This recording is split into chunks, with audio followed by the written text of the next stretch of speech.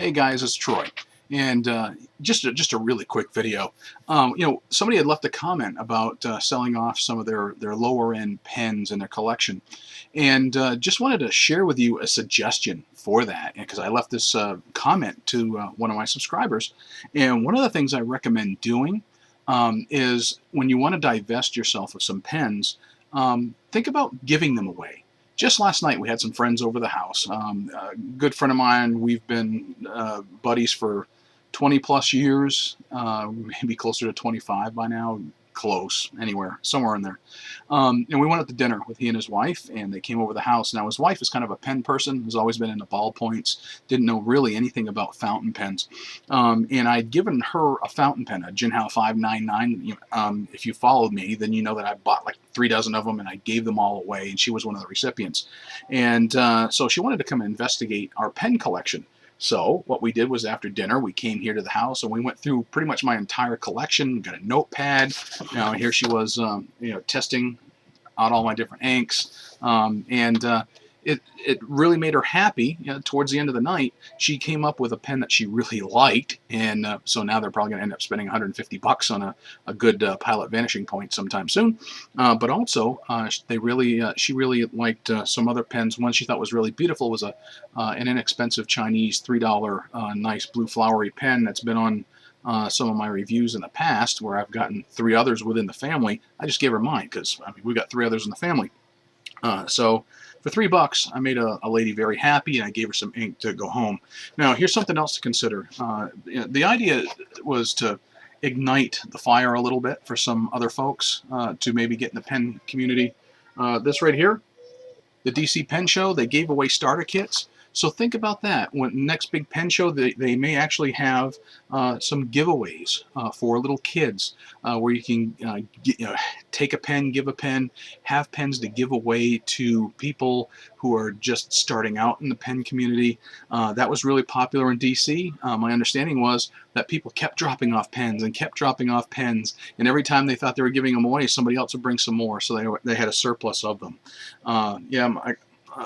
One of the things about going through all my pens with some friends, I found a couple that I had written pretty much dry. Didn't know that they were quite that dry, so we went to go use them because they've been sitting out of my rotation for maybe a couple of weeks, and they were pretty much dry.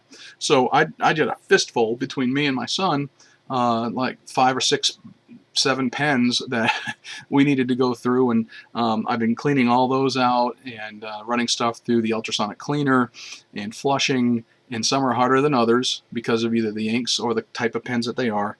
So I've been getting, and then inking up some for my son. This one here is all this black. I feel like I've been fingerprinted.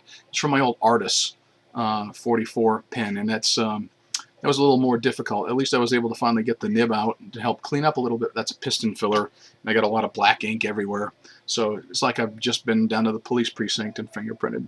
But anyway, I just want to throw that out to you. For those of you who are moving up in the pen collecting hobby, consider giving some pens away, invest in somebody else's life.